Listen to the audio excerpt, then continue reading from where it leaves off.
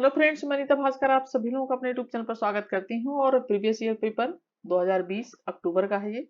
और आशा करती हूँ कि इसमें जो क्वेश्चन होंगे आपके लिए बहुत हेल्पफुल होंगे, इंपॉर्टेंट होंगे। और 50 क्वेश्चन इसमें कंप्लीट करेंगे। तो चलिए जल्दी से शुरू करते हैं फिलहाल। और वीडियो पसंद आए तो लाइक शेयर कमेंट जरूर करिएगा। चलिए फर्स्ट क्वेश्चन पे चलते हैं। फर्स्ट क्वेश्चन, निम्नलिखित में से कौन सी धारणा राज्य का सॉफ्टवेयर मानी जाती है? क्षमता, जवाबदेही, जीवटता या अनुक्रियाशीलता। और राइट ऑप्शन देखिए जवाबदेही हो जाएगा। जवाबदेही से मतलब उस प्रक्रिया से होता है जब एक व्यक्ति या निकाय उस व्यक्ति या निकाय द्वारा किए गए जो भी कार्य हैं या किसी अन्य कार्य या निकाय द्वारा जो समीक्षा की जाती है। ठीक है, समीक्षा की जाती है। और वो एक कार्य जो होते हैं और उनका औचित्य जो होता है उससे उन्हें अवगत कराते हैं। और जवाबदेही के उदाहरण में दो चरण, उत्तरदायित्व और प्रवर्तन शामिल हैं। ठीक है, और जवाबदेही की विभिन्न संस्थाएं इन दोनों चरणों में किसी एक के लिए दोनों चरणों के लिए जिम्मेदार हो सकती हैं। तो जवाबदेही सॉफ्टवेयर मानी जाती है। राइट ऑप्शन बी हो जाएगा। नेक्स्ट है, भारतीय राज्य की प्रकृति के बारे में संरचनात्मक प्रक्रियात्मक परिप्रेक्ष्य किनके द्वारा प्रस्तुत किया गया है? W.H. Morris Jones, Rajni Kothari, Francis Frankel, राइट रूडोल्फ। और राइट ऑप्शन हो जाएगा option A, W.H. Morris Jones. A और बी दोनों हो जाएगा क्योंकि यहाँ पे है ऑप्शन ए और बी, रजनी कोठारी और W.H. Morris Jones. नेक्स्ट है, भारतीय संघवाद के संबंध में निम्नलिखित में से कौन सा कथन असत्य है? यह संघवाद को संगठित रखने का एक अच्छा उदाहरण है। इसमें अधिक शक्तिशाली केंद्रीय सरकार की प्रवृत्ति होती है। यह एक साथ आने के संघवाद की भावना को प्रतिबिंबित करता है और इसे अर्धसंघीय प्रणाली कहा गया। थर्ड क्वेश्चन का जो राइट ऑप्शन हो जाएगा ऑप्शन सी हो जाएगा। यह एक साथ आने के संघवाद की भावना को जो है बिंबित करती है। ठीक है, और राइट ऑप्शन ऑप्शन ए, संघवाद जैसे कि सरकार का वह रूप है जिसमें किसी भी देश के भीतर सरकार के कम से कम दो स्तर, पहला केंद्रीय और दूसरा स्थानीय या राज्य स्तर कह सकते हैं, मौजूद रहते हैं। और भारत की स्थिति में संघवाद को स्थानीय, केंद्रीय और अन्य सरकारों के मध्य अधिकारों के विवरण के रूप में परिभाषित किया जा सकता है। ठीक है, नेक्स्ट है फोर्थ क्वेश्चन। सूची फर्स्ट को सेकंड के साथ सुमेल करना है। सूची फर्स्ट, रविन्द्रनाथ टैगोर की रचनाएं और रचना की विषय वस्तु क्या है? गीतांजलि, गोरा, और देखते हैं कौन कौन सी हैं, साधना और घरे बायरे। ठीक है, तो गीतांजलि देखिए रविन्द्रनाथ टैगोर की कविताओं का एक संग्रह है जिसमें कि 2013 में गीतांजलि के लिए जो है इन्हें पहला पुरस्कार, नोबेल पुरस्कार मिला था गीतांजलि के लिए 2013 कह रहे हैं 1913। ठीक है, 1913 में। और पुरस्कार मिला था। और जो है नोबेल पुरस्कार पहली बार रविन्द्रनाथ टैगोर को मिला था। और जो कि उन्होंने 1919 में जब जलियांवाला बाग 13 अप्रैल 1919 को जलियांवाला बाग हत्याकांड हुआ तो उन लोग उसे वापस कर दिया था। ठीक है, लौटा दिया था। और जिसमें कि विषय वस्तु प्रकृति है, प्रेम है और ईश्वर के प्रति निष्ठा है।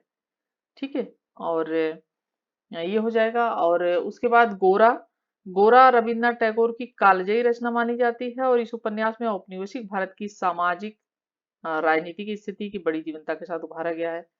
और उसके बाद है साधना। ठीक है, और साधना है तो ए का जैसा कि इसमें सेकंड है और बी का फोर्थ है। ठीक है, तो साधना जो है थर्ड है। साधना का क्या है? और यह है रविन्द्रनाथ टैगोर द्वारा दार्शनिक वक्तव्यों का मूल्यांकन, इसमें इसमें संकलन है, मूल्यवान संकलन। और साहित्यकार और कलाविद को भी इसमें रखा गया। घरे बायरे जो है ये द होम एंड वर्ल्ड, यह रविन्द्रनाथ टैगोर का 1916 में 1316 में लिखा उपन्यास है। ठीक है, और सॉरी 1900, हाँ 1916 में। ठीक है, 1916 में लिखा उपन्यास है। और इसमें स्वदेशी आंदोलन की पृष्ठभूमि में जीवन के गहन अर्थ को दर्शाया गया है।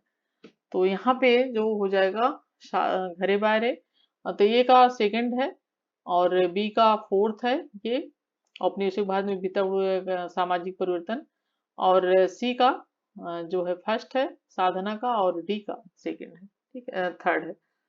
नेक्स्ट है, निम्नलिखित संसदीय समितियों को उनके निर्माण के क्रमानुसार लगाएं। प्राक्कलन समिति, विभागीय अस्थायी समिति, लोक लेखा समिति, लोक उद्यम समिति। और फिफ्थ क्वेश्चन का जो राइट ऑप्शन हो जाएगा ऑप्शन सी हो जाएगा। ठीक है, इस तरीके से, यानी लोक लेखा समिति, फिर प्राकलन समिति, फिर उसके बाद है लोक उद्यम समिति, फिर उसके बाद है विभागीय समिति, इस तरीके से। और नेक्स्ट है, निम्न में से कौन भारत में नीति आयोग का प्रथम अध्यक्ष था? अरविंद पनगड़िया, नरेंद्र मोदी और मनमोहन सिंह। तो जैसा कि सिक्स क्वेश्चन का राइट ऑप्शन सी हो जाएगा। ठीक है, क्योंकि प्रधानमंत्री ही योजना आयोग या नीति आयोग के अध्यक्ष होते हैं, प्रधानमंत्री। तो ये 1 जनवरी 2015, ठीक है, जनवरी 2015 को योजना आयोग का नाम बदलकर जैसा कि नीति आयोग किया गया था। ठीक है, 2015। और थिंक टैंक के रूप में अस्तित्व में आया था और न्यू इंडिया के निर्माण का विजन, इसके लिए रणनीतिक मसौदा और आदि चीजें थी इसमें। और प्रधानमंत्री जैसे कि होते हैं इसके अध्यक्ष। और नेक्स्ट है, ठीक है, नेक्स्ट है सूची फर्स्ट और सेकंड, इसमें भी मिलान करना है। आद्री द्रविड़ नेता आंदोलन के केंद्र और नेता, Madras, Hyderabad, Mysore, Nagpur, Bithova Raoji, Murugesh Pillai, B R Sharma, M S Raja. और सेवन क्वेश्चन का जो राइट ऑप्शन हो जाएगा, ठीक है, इसका ए का फोर्थ हो जाएगा राजा, हैदराबाद हो जाएगा, क्या इसका हो जाएगा हैदराबाद का, ठीक है, ये हो जाएगा third, B R Sharma. Mysore का क्या हो जाएगा, बिठोबा रावजी। ठीक है, मैसूर का क्या हो जाएगा, नहीं, सी का सेकंड है, मुरुगेश। और नागपुर का हो जाएगा, ठीक है, फर्स्ट बिठोबा। और राइट ऑप्शन यहाँ पे सी हो जाएगा। नेक्स्ट है, अरस्तु के अनुसार कौन सा अधिकथन सही है? पुलिस को इतना बृहत होना चाहिए कि आत्मनिर्भरता सुनिश्चित करे, और इतना सूक्ष्म होना चाहिए कि सुशासन सुनिश्चित हो सके। बी है, पुलिस प्राकृतिक था और व्यक्ति से पूर्व रूप से था, काल क्रमानुसार नहीं अपितु उद्देश्य परक रूप से। सी है, पुलिस मानव संघों का उच्चतम और सर्वाधिक व्यापक रूप है, और पुलिस मानव का बृहत्तर है। और 8 क्वेश्चन का जो राइट ऑप्शन हो जाएगा, ऑप्शन यहाँ पे हो जाएगा, यानी डी, ए, बी और सी। ठीक है, तीनों, ए है, बी है और सी है। नेक्स्ट है, लोकतंत्रीकरण के संदर्भ में निम्न में से कौन सा लोकतांत्रिक विवर्तन का कारण है? ठीक है, कौन सा कारण है? आयात प्रतिस्थापन का संकट, सैन्य शासन व्यवस्थाओं द्वारा अपनी लोकप्रियता और वैधता को खोना, सामाजिक परिवर्तन, जन माध्यम। और 9 क्वेश्चन का जो राइट ऑप्शन हो जाएगा, ऑप्शन ए हो जाएगा, आयात प्रतिस्थापन का संकट। 10 है, निम्नलिखित में से कौन रूढ़िवाद के प्रमुख विचारक नहीं है? T H Green, Edmund Burke, Michael Oxford, Friedrich von Hayek. और 10 क्वेश्चन का राइट ऑप्शन हो जाएगा, ऑप्शन है टी एच ग्रीन है। जो रूढ़िवाद का सिद्धांत परंपरागत जो संस्थान और प्रथाओं पर आधारित होता है, रूढ़िवादी जो सिद्धांत होता है, और एक अवधारणा के रूप में रूढ़िवाद आदर्श और ऐतिहासिक के बजाय, ठीक है, ऐतिहासिक रूप से जो विरासत मिला उसे अधिक महत्व देता है। ठीक है, और एडमंड बर्क ने कहा था कि हमें अपने आप को न केवल उन लोगों के बीच साझेदारी में देखना चाहिए, बल्कि उन लोगों में भी देखना चाहिए जो जीवित हैं, जो मृत हैं, जो पैदा होने वाले हैं। और माइकल वेकसेट के अनुसार रूढ़िवादी होने का मतलब है अज्ञात से जान पहचान होना, वास्तविकता से संभव तक, और सीमित से असीमित तक, ये कहा है इन्होंने। ठीक है, और टी एच ग्रीन जैसा कि इंग्लैंड के दार्शनिक थे, और इनके दर्शन में आदर्शवाद, उदारवाद, व्यक्तिवाद तथा सत्तावाद का एक सुंदर समन्वय मिलता है। नेक्स्ट है, मार्क्स द्वारा प्रतिपादित इतिहास की आर्थिक व्याख्या को एम एन राय गलत और अपूर्ण मानते थे। कथन है, एम एन राय का तर्क था कि सामाजिक और आर्थिक प्रक्रिया के वास्तविक रूप का निर्धारण मात्र भौतिक संसाधनों के प्रकार से नहीं होता है। और 11 क्वेश्चन का जो राइट ऑप्शन हो जाएगा, ऑप्शन ए हो जाएगा। दोनों ही सही हैं, फर्स्ट और सेकंड। नेक्स्ट है, सुमेल करना है, भारतीय विदेश नीति के मील के पत्थर, प्रधानमंत्री, शिमला समझौता, एक्ट पॉलिसी, श्रीलंका भारतीय शांति स्थापना, राजीव गांधी, इंदिरा गांधी, अटल बिहारी वाजपेयी, लाहौर घोषणा, नरेंद्र मोदी।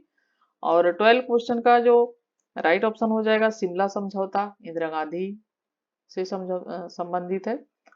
और ठीक है, शिमला समझौता इंदिरा गांधी से संबंधित है, और ये पॉलिसी जो है ये अटल बिहारी वाजपेयी से संबंधित है। और ए का सेकंड है, बी का थर्ड है, ठीक है, ए का नहीं, बी का फोर्थ है, ठीक है, बी का फोर्थ हो जाएगा नरेंद्र मोदी। और सी का क्या है, सी का फर्स्ट है राजीव गांधी। और लाहौर घोषणा, ये किससे संबंधित हो जाएगा, ये हो जाएगा अटल बिहारी वाजपेयी जी से। और राइट ऑप्शन यहाँ पे बी हो जाएगा, ठीक है। थोड़ा ज्यादा सटा सटा के दिया रहता है तो थोड़ा कंफ्यूजन हो जाता है पढ़ने में। नेक्स्ट है, निम्न में से कौन सा प्रतिनिधित्व का सिद्धांत अथवा प्रतिरूप नहीं है, ठीक है, 13 क्वेश्चन है। और न्यायसीता, प्रदत्तीकरण, जनादेश, सर्वसम्मति। और राइट ऑप्शन हो जाएगा 13 क्वेश्चन का ऑप्शन डी हो जाएगा। नीचे दो कथन दिए गए हैं और कथन पढ़ते हैं। अभिशासन का विचार राज्य एकाधिकार को समाप्त करके नियमों की बहुलता की ओर संकेत करते हुए तेजी से भरा है। आर है, अभिशासन की संकल्पना विश्व बैंक से संबंध है, ठीक है। और 14 क्वेश्चन का जो राइट ऑप्शन हो जाएगा ऑप्शन ये हो जाएगा, सही है और व्याख्या भी है सही। आप थोड़ा अच्छे से पढ़ना चाहते हैं थोड़ा पॉज कर करके पढ़ लीजिएगा क्योंकि बहुत टाइम हो जाता नहीं तो। और 15 क्वेश्चन जैसा कि है, और ये है, भूमंडलीकरण ने भारत के लोकतंत्र को सुदृढ़ करने में सहायता दी है और भूमंडलीकरण ने भारतीय समाज पर गहन प्रभाव डाला है। और राइट ऑप्शन ये है, डी है इसका, जो कि फर्स्ट सही नहीं है किंतु सेकंड सही है। तो भूमंडलीकरण के कारण संपूर्ण विश्व एक वैश्विक गांव हो गया है और भारतीय समाज के सामाजिक, आर्थिक और राजनीतिक सभी पक्षों पर इसका व्यापक प्रभाव पड़ा है, ठीक है। नेक्स्ट है, ये भी कथन कारण वाला है। अभिकथन और कारण, तो अभिकथन पढ़ते हैं। स्वदेशी बहिष्कार, राष्ट्रीय शिक्षा, निष्क्रिय प्रतिरोध विरोध के वे तरीके थे जिनका बाल गंगाधर तिलक ने प्रयोग किया। तिलक बहिष्कार को एक प्रभावी हथियार के रूप में स्वीकार करते थे। 16 क्वेश्चन का राइट ऑप्शन यहाँ पे ये हो जाएगा, दोनों सही और व्याख्या भी सही है। और 1907 के सूरत अधिवेशन से पहले जो है अतिवादी चाहते थे कि कांग्रेस का यह अधिवेशन नागपुर में हो और बाल गंगाधर तिलक इसके अध्यक्ष बने। और इसमें विचार किया गया कि स्वदेशी व बहिष्कार आंदोलन और राष्ट्रीय शिक्षा के पूर्ण समर्थन में एक प्रस्ताव पारित किया गया, जबकि उदारवादियों ने अधिवेशन को सूरत में आयोजित करने और रास बिहारी घोष को अध्यक्ष बनाने तथा स्वदेशी बहिष्कार राष्ट्रीय शिक्षा के प्रस्ताव को वापस लेने की मांग की गई थी, ठीक है। और नेक्स्ट है, किसने 1857 के विद्रोह को स्वतंत्रता का प्रथम युद्ध कहा था।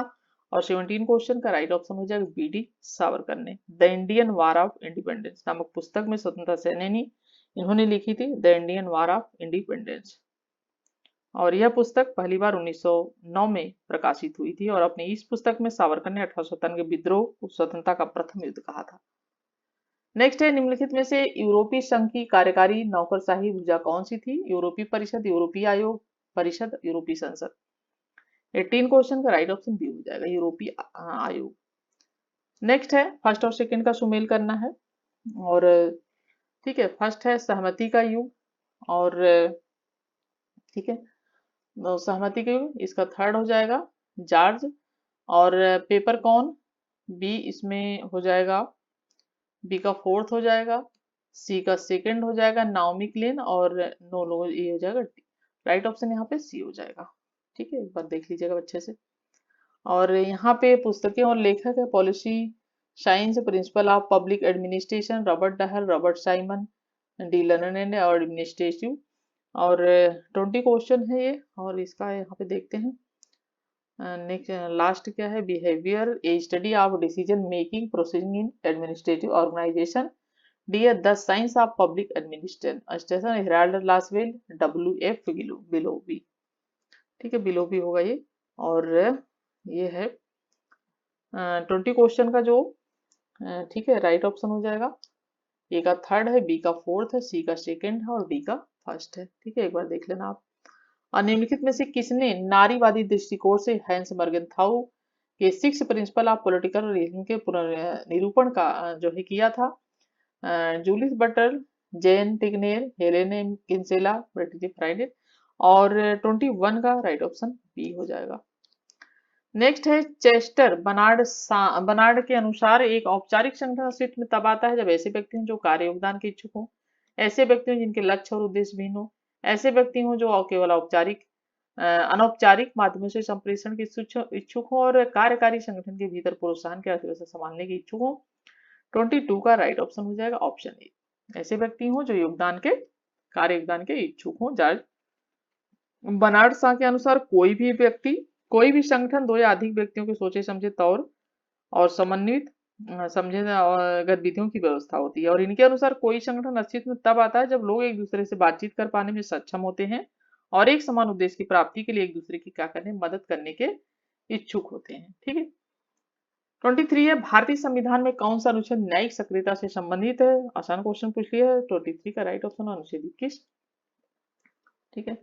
नेक्स्ट है, कथन दिए गए हैं प्रत्येक संविधान, ठीक है, प्रत्येक संविधान का अपना दर्शन होता है। सेकंड है, भारतीय संविधान में निहित दर्शन को समझने के लिए हमें पंडित नेहरू के ऐतिहासिक उद्देश्यपरक संकल्प पर ध्यान केंद्रित करना होगा। और ठीक है, और 24 का जो है क्या हो जाएगा? ऑप्शन ए है, दोनों ही सही है। ठीक है। और जैसा कि इससे पहले का क्वेश्चन जो था 23, उसमें न्यायिक सक्रियता वाला एक प्रकार का न्यायिक दर्शन जो न्यायाधीशों को पारंपरिक पूर्व दृष्टांतों या निर्णयों से हटकर गतिशील नई सामाजिक नीतियों के पक्ष में आगे खड़े करने बढ़ने को प्रेरित करता है। और भारतीय संविधान का अनुच्छेद जो 21 से न्यायिक सक्रियता संबंधित है।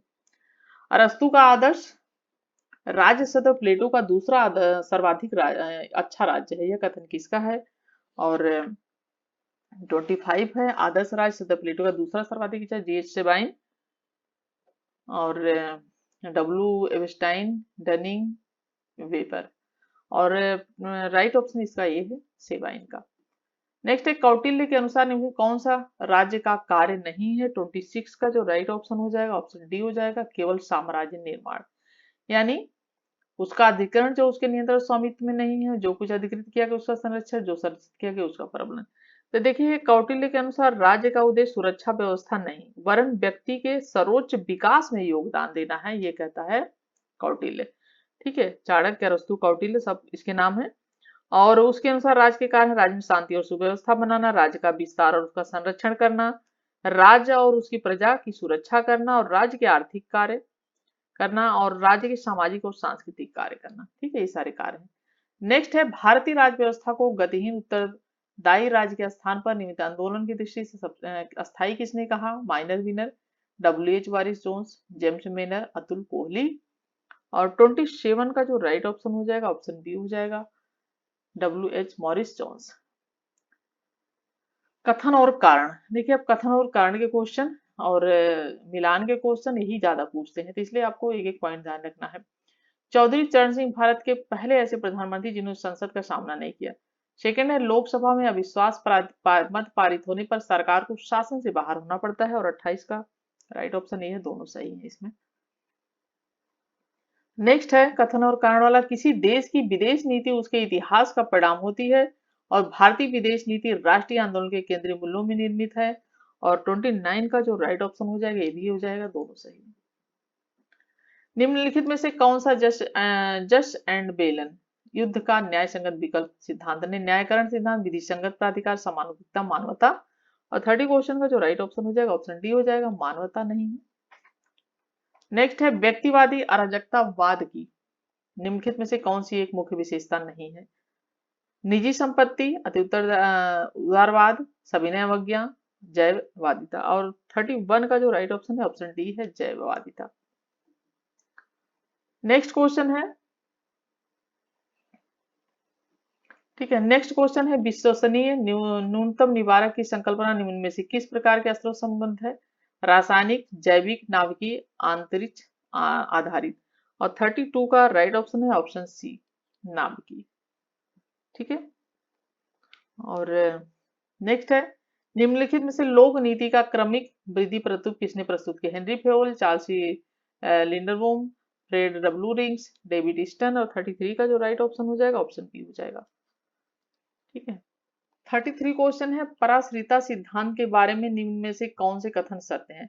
पराश्रिता सिद्धांत पर उन मार्क्सवादियों और गैर लेनिनवादियों का बहुत कम प्रभाव पड़ा जो विकास सिद्धांत के आलोचक थे। दूसरा है, पराश्रिता सिद्धांत आधुनिकीकरण के शांतिपूर्ण क्रमिक विकास प्रक्रिया पर बल देता है।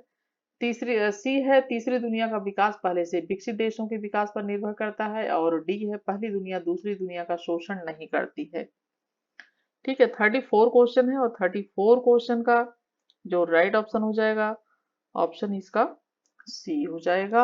यहाँ पे ए और सी। ठीक है, ये तीसरी दुनिया ये बात, और ये है पराश्रिता सिद्धांत। ठीक है, और अभी यूनिट 5 में ये सब चीजें हैं और मैंने वीडियो अपलोड कर दिया है और आपको वीडियो मिल गई होगी। ठीक है, अच्छे से पढ़ लीजिएगा। 35 क्वेश्चन है, निम्न विचारकों में से कौन विचारक महिला समानता विश्वास नहीं करते थे? राइट ऑप्शन हो जाएगा अरस्तु और हीगल, महिलाओं के विरोधी थे। और जैसा कि अरस्तु की महिलाओं के प्रति धारणा उच्च नहीं थी और वह उन्हें वासनाओं और दुर्बलताओं का पुंज मानता था, उसके अनुसार महिलाओं का क्षेत्र केवल घर की जो चार दीवारी है उसके अंदर ही रहना है और घर के बस काम धाम करना है, और महिला एक अपूर्ण पुरुष है उसने कहा था, और खामोशी उसका गौरव, यानी वो चुप रहे, बस कुछ बोले ना, ये बात है। और वह शासन के योग्य नहीं होती, अतः उस पर पुरुष का शासन होना चाहिए, ये कहा था। और हीगल महिलाओं का पूर्ण समानता में विश्वास नहीं रखता, वो महिलाओं के बारे में जो है निम्न कोटि का विचार रखता था। तो दोनों ही ये महिलाओं के विरोधी थे। 36 क्वेश्चन है, हिंदू राष्ट्र का विचार मूलतः किसका है? राइट ऑप्शन हो जाएगा बी डी सावरकर। देखिए 1923 में हिंदुत्व शब्द की व्याख्या की थी बी डी सावरकर ने और कहा था कि भारत केवल उन्हीं लोगों का जो इसे पितृभूमि और पवित्र भूमि मानते हैं। और इन्होंने अपनी पुस्तक हिंदुत्व में द्विराष्ट्र सिद्धांत का प्रतिपादन किया, जिसमें हिंदू और मुसलमानों के लिए दो अलग राष्ट्रों की बात की गई और जिसे 1937 में हिंदू महासभा ने एक संकल्प के रूप में पारित किया गया था 1937 में। तो राइट ऑप्शन हो जाएगा ऑप्शन ए। नेक्स्ट है उपभोक्ता संरक्षण अधिनियम 2019 के संबंध में निम्नलिखित में से कौन सा कथन सही नहीं है? इसमें उपभोक्ता की परिभाषा विस्तृत की गई, यह शिकायत के ई फाइलिंग की व्यवस्था करता है, यह केंद्रीय उपभोक्ता संरक्षण प्राधिकरण की स्थापना चाहता है, यह विवादों के निपटारे के वैकल्पिक तंत्र के रूप में मध्यस्थता की अनदेखी करता है। 37 का जो राइट ऑप्शन हो जाएगा ऑप्शन इसका, ठीक है, ऑप्शन यहाँ पे कहाँ गया ऑप्शन इसका, अच्छा हाँ ठीक है, ये 37 का जो राइट ऑप्शन डी हो जाएगा, यह विवादों के निपटारों के वैकल्पिक तंत्र के रूप में मध्यस्थता की अनदेखी करता है। तो देखिए उपभोक्ता संरक्षण अधिनियम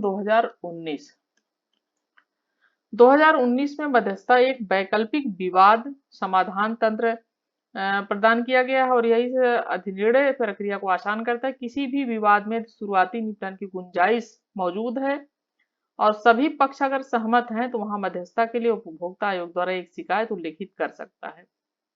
ठीक है, तो ये जो है सही नहीं है, क्योंकि यहाँ पे क्या कहा है, सही नहीं है। इसमें उपभोक्ता की परिभाषा भी दी है, शिकायत की फाइलिंग की है, इसमें ये सारी चीजें सही है, तो ये अनदेखी करता है, ये गलत है, तो इसलिए ये गलत है। ठीक है, चलिए नेक्स्ट चलते हैं। 38 क्वेश्चन, चेस्टर बनार्ड ने संगठन को दो या अधिक व्यक्तियों की सचेतन सम्मिलित क्रियाकलापों की प्रणाली के रूप में परिभाषित किया। सेकंड है, चेस्टर बनार्ड ने इस दृष्टिकोण का समर्थन किया कि मनुष्य मुख्यतः आर्थिक प्रोत्साहनों द्वारा प्रेरित होता है। और 38 का जो राइट ऑप्शन है, ऑप्शन वहां पे हो जाएगा ऑप्शन सी, 38 का सी हो जाएगा। कथन फर्स्ट सही है किंतु कथन सेकंड सही नहीं है। नेक्स्ट है, निम्नलिखित में से किसने वैज्ञानिक नीतिवाद को अस्वीकृत किया और राजनीतिक और बौद्धिक संघर्ष का समर्थन किया? एंटोनियो ग्राम्सी एंटो, Karl Marx, V I Lenin, Friedrich Engels. 39 question का जो राइट ऑप्शन है ऑप्शन ए है, एंटोनियो ग्राम्सी एंटो। नेक्स्ट है, निम्नलिखित में से कौन उत्तर आधुनिक विचारक नहीं है? Jean Francois, Lyotard, Michel Foucault, Richard Rorty, Herbert Marcuse. और 40 क्वेश्चन का जो राइट ऑप्शन है ऑप्शन डी हो जाएगा, हर्बर्ट मार्क्यूज। और देखिए सारे जो ये विदेश यूनिट 5 से संबंधित क्वेश्चन है, और अगर आपने अभी तक बुक नहीं ली है तो राजेश मिश्रा की बुक ले लीजिए आप, उसी में से मैं भी पढ़ाती हूँ काफी हद तक, और जो है आपको काफी चीजें उसमें कवर हो जाएंगी, आप पढ़ सकते जो है ये सारी चीजें उसी में से ही मिल जाएंगी। ठीक है, नेक्स्ट है, अंतर्राष्ट्रीय मुद्रा कोष IMF के संबंध में निम्नलिखित में से कौन सा कथन सही है?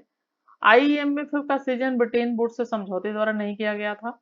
इसका कार्य विनिमय दर की स्थिरता को सुनिश्चित करना है। आलोचक IMF को नव उदारवादी वैश्वीकरण के राजनीतिक ऊर्जा के रूप में देखते हैं। IMF संयुक्त राष्ट्र की विशिष्टीकृत एजेंसी नहीं है। और 41 का जो राइट ऑप्शन हो जाएगा ऑप्शन बी हो जाएगा। ठीक है, यानी कथन सही है पूछा है, इसका कार्य विनिमय दर की स्थिरता को सुनिश्चित करना है। देखिए अंतरराष्ट्रीय मुद्रा की स्थापना जुलाई 1944 में, कब? जुलाई 1944 1944 में संयुक्त राज्य अमेरिका के न्यू हैम्पशायर में संयुक्त राष्ट्र के ब्रेटन वुड्स सम्मेलन में की गई थी और 1971 में अस्थायी विनिमय दरों की प्रणाली के समाप्त हो जाने के बाद आईएमएफ ने अस्थायी विनिमय दरों की प्रणाली को बढ़ावा दिया था और इसके अनुसार कोई भी देश अपनी विनिमय व्यवस्था को चुनने के लिए स्वतंत्र है और आईएमएफ यह मांग करता है कि सभी देश जितनी जल्दी हो सके उतनी जल्दी सरकारी सेवाओं का निजीकरण करें, जिसके परिणाम स्वरूप मुक्त बाजार में एक अनुशासनहीनता की जो है स्थिति उत्पन्न हो सकती है।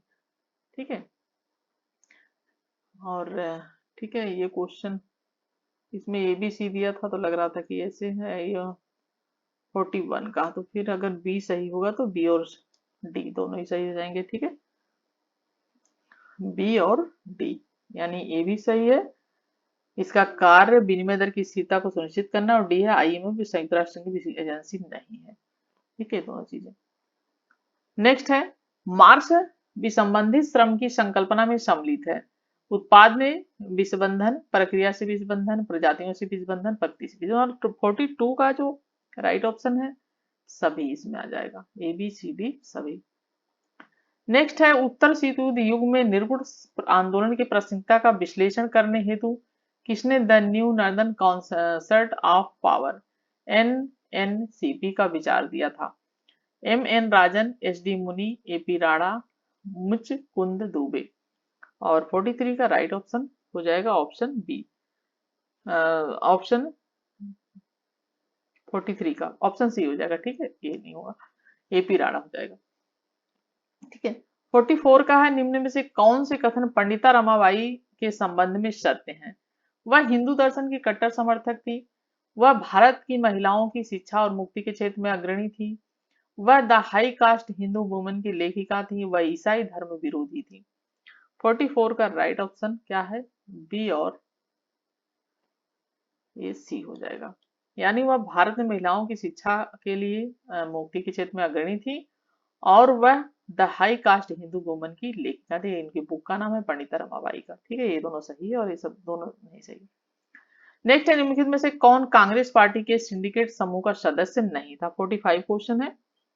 और MN नीलजालिप्पा, मुरारजी देसाई, के राम कामराज, IV चौहान। ठीक है, और 45 का जो राइट ऑप्शन हो जाएगा ऑप्शन डी हो जाएगा, YV चौहान। ठीक है, और जैसा कि 1969 की कांग्रेस में कुछ नेताओं का समूह था जो ताकतवर और पार्टी में गहरी पैठ रखते थे और उनकी पार्टी की इच्छा पर अच्छा नियंत्रण भी था। ऐसे नेताओं के सिंडिकेट कहा गया था। ठीक है, और महाराष्ट्र के SK पाटिल, कर्नाटक से नीलगप्पा, तमिलनाडु के के रामनाथ, मुरारजी देसाई कांग्रेस समूह के सदस्य थे। ये नहीं थे कौन? चौहान। नेक्स्ट है निम्नलिखित में से कौन सी सतही, ठीक है थोड़ा क्लियर कम आ रहा है हमें, कौन सी सतही सुधारवादी परिस्थिति की विशेषताएं हैं? मैं पढ़ रही हूँ, ध्यान से सुन लीजिएगा। यह है सुधारवादी परिस्थिति की वह पूंजीवादी आधुनिकता के मध्य सामंजस्य स्थापित करना चाहती है। बी है यह वृद्धि की सीमाओं को स्वीकार करती है। सी है यह परिस्थितिक केंद्रवाद को अपनाते हुए मानव केंद्रवाद के समस्त रूपों को अस्वीकार करती है। और डी है यह पर्यावरण को क्षति को अथवा सामाजिक लागत मानती है। 46 क्वेश्चन है और यहाँ पे जब हम देखेंगे तो ए बी और सी, ए सी और डी तीनों चीजें राइट है। ठीक है, ये भी और बी भी और डी। ठीक है, ये सी और डी। ठीक है, ये सी और डी हो जाएगा, बी नहीं होगा। चलिए नेक्स्ट है 47, निम्न में से माइकियावली के लिए सरकार का कौन सा रूप आदर्श है? गणतंत्र, कुलीन तंत्र, लोकतंत्र, वंशानुगत राजतंत्र। 47 का जो राइट ऑप्शन हो जाएगा ऑप्शन ये हो जाएगा, गणतंत्र है आदर्श रूप। नेक्स्ट है 48 क्वेश्चन, और उपभोक्ता संरक्षण विधेयक 2019 को भारत की संसद द्वारा पारित किया। देखिए 2 क्वेश्चन है, एक पहले भी आया हुआ था वो इसी से संबंधित, और पारित किया गया था 2019 को। और ठीक है 48 क्वेश्चन है, तो उपभोक्ता संरक्षण विधेयक, और जैसा कि ऑप्शन इसमें सी राइट हो जाएगा 6 अगस्त 2019 को। ठीक है, तो उपभोक्ता संरक्षण विधेयक 2019 लोकसभा से 30 जुलाई 2019 और राज्यसभा से 6 अगस्त 2019 को पारित किया गया था। और इस विधेयक का उद्देश्य उपभोक्ता विवादों का निपटारा करने के लिए उपभोक्ता प्रतिबंधों को स्थापना करने के माध्यम से उपभोक्ता हितों की रक्षा करना था। 49 क्वेश्चन है। सूची फर्स्ट ऑफ पर्यावरण आंदोलन और राज्य। ठीक है, ये तो अच्छा क्वेश्चन है। पर्यावरण आंदोलन, राज्य, नर्मदा बचाओ आंदोलन, चिपको आंदोलन। ठीक है, और जैसा कि नर्मदा बचाओ बचाओ आंदोलन थी एक मध्य प्रदेश से संबंधित है, और चिपको आंदोलन उत्तराखंड खंड से संबंधित है। और जो है, ठीक है, ये ओपिको आंदोलन और चिल्का चिल्का जो है संबंधित है उड़ीसा से, चिल्का झील है वहां पे। और ओपिको आंदोलन कर्नाटक से संबंधित है। तो इस तरीके से जब मिलान करेंगे तो राइट ऑप्शन जो है ऑप्शन बी हो जाएगा। ए का फोर्थ है, बी का थर्ड है, सी का सेकंड है, डी का फर्स्ट है। 50 और लास्ट क्वेश्चन है। निम्न में से किन देशों ने भारत में शांति की स्थापना कार्यों में भाग लिया था? कोरिया, गाजा पट्टी, साइप्रस, लेबनान। और 50 क्वेश्चन का जब राइट ऑप्शन देखेंगे तो ऑप्शन डी हो जाएगा, इसमें सभी ने भाग लिया था। ठीक है, तो कोरियाई युद्ध के दौरान युद्ध विराम और कोरिया गणराज्य की सहायता के लिए अवैध प्रस्तावों को अपनाने हेतु इनका संचालन किया गया था। और भारत ने वर्ष 1967-68 के दौरान साइप्रस में, ठीक है, यहाँ पे भारत ने साइप्रस में, और ठीक है, साइप्रस में संयुक्त राष्ट्र मिशन के जनादेश का विस्तार करने वाले प्रस्ताव 238 को, प्रस्ताव 238 जो था, कौन सा प्रस्ताव? 238, ठीक है, 238 को सह प्रयोजित किया। और वर्ष 1984-85 के दौरान भारत ने फिलिस्तीन और लेबनान के संघर्षों के समाधान में संयुक्त राष्ट्र सुरक्षा परिषद में आवाज उठाई थी। तो राइट ऑप्शन यहाँ पे जो है ऑप्शन डी है, यानी सभी इसमें चीजें सही है। ठीक है, तो 50 क्वेश्चन कंप्लीट हो और आशा करती हूँ आपके लिए हेल्पफुल रही video. Please like share comment जरूर करिएगा। Thank you for watching video.